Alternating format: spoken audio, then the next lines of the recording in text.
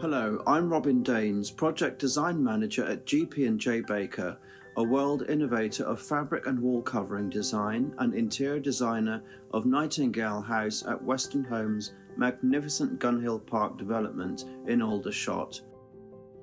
The interior of Nightingale House was designed to inspire homeowners in how to create a unique interior style on a modest budget without compromising on quality. By mixing inexpensive fabrics with statement textiles and trims, upcycling pre-loved furniture and shopping for high street accessories, the result is a luxurious but affordable design. Join me on a tour of this fabulous home and I'll share my design tips with you. Think about the key pieces of furniture that you will require to last and set as big a budget as you can afford. Even if these are purchased in stages, don't buy cheaply just for the sake of getting everything finished at once. A good quality, comfortable sofa, upholstered in hard-wearing neutral fabric will last. You can change the look of a room by changing the cushions and adding a throw. Transform a neutral chair or sofa by adding luxurious cushions that only require 1 to 2 meters of fabric. Add interest by using an expensive embroidery or weave on the front and a cheaper plain velvet or linen on the reverse. Use a slightly bigger feather pad than the cushion size and it will add volume. Fully interlined curtains can be expensive and can swallow up a lot of fabric. Use an inexpensive fabric and choose a wave or a single pleat heading which requires less fabric. Add a wide braid to the leading edge to give a more tailored look. Using Roman blinds instead of curtains on windows that aren't too wide are much more cost-effective to make and use very little fabric. Adding a vertical braid to either side gives a smarter and more thought-about finish. For living and dining rooms and rooms that don't require privacy, heavy textured sheer curtains are simpler to make than standard curtains and they don't require lining or interlining and allow the light to filter through. Quite a lot of sheer fabrics are double width, which also reduces the makeup costs. Layering a room with art, ceramics and books and other more personal items makes a home a home. Being a little eclectic reflects personality and a more travelled feel.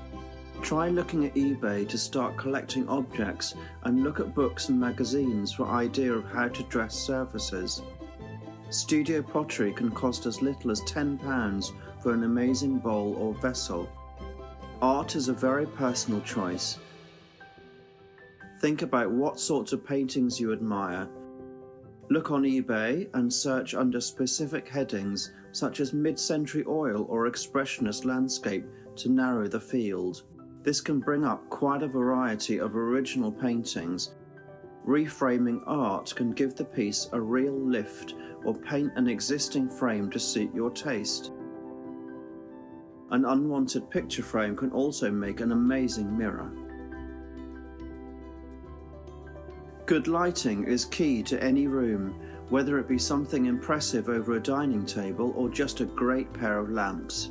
I always try to source the biggest piece a room will take. A great pair of lamps doesn't have to be expensive. Update them with smart linen shades or rewire them with coloured contrasting plaited flecks, which adds a modernity and a stylish finish. A simple mirror behind the lamp on a side table adds depth and bounces light into the room. If you're lucky enough to have great floorboards, either sand and wax them, stain them, or paint them.